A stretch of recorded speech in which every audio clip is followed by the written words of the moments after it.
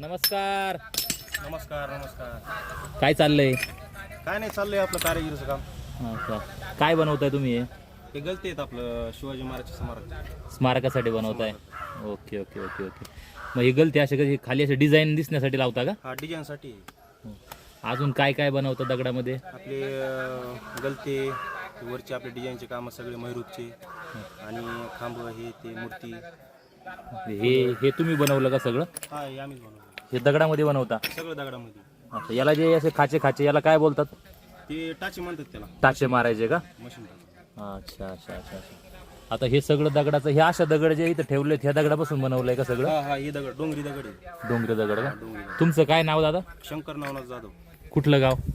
आष्टी तालुका आहे, पाटसारा गाव, बीड जिल्हा. अच्छा. हे मशीननी कापता का? हा हे ग्राइंडर मशीन आहे. हां. मशीन कापून डिझाईन करायची नाही का? काढायचं. ओके. अजून कोणत्या कोणत्या स्वरूपाची कामं करता तुम्ही?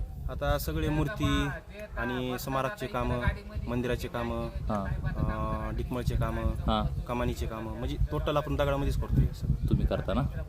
हो.